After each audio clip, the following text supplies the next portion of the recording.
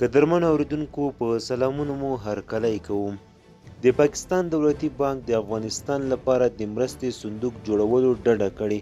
دوستانو ویډیو را سره تر پای وګورئ. که چیرته مو زموږ چینل نه وي سبسکرایب کړی چینل هم سره سبسکرایب کړئ.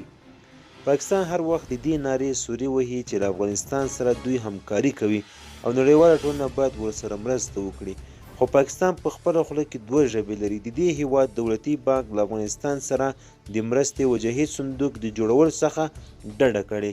د رسنیو د راپورونو له مخې د پاکستان بانک له واکمن ګوند تحریک انصاف او لومړي وزیر عمران خان څخه غوښتي چې دا چاره ترسره نه کړي او په دې هکله دې له سره کتنه وکړي. بانک ویلي ویره ده چې له دې امله به د دوی بانک له بندیزونو سره مخ شي. د پاکستان لومړی وزیر عمران خان چې د افغانستان دولت له ستونزو سره مخ دی او دوی به مسلکي بشري قوه دې هیواد ته واستوي. د عمران خان دا خواخوږۍ او بیا یې د مرکزي بانک دا پرېکړه عجیبې او غریبې خبرې دي.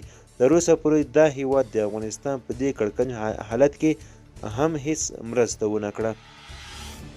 موده وړاندې چې هند غوښتل د پاکستان له لارې د افغانستان سره بشري مرستې وکړي خو پاکستان ورته اجازه ورنه کړه او دې برخه کې یې خنډونه جوړول. پوښتنه دا ده چې بیا ولې پاکستان له افغانستان سره هغه مرستې کوي چې د دوی ګټې پکې وي؟ آیا داسې خو به نه وي چې اوس مهال هم د دوی د افغانستان پر سر غواړي ګټه ترلاسه کړي؟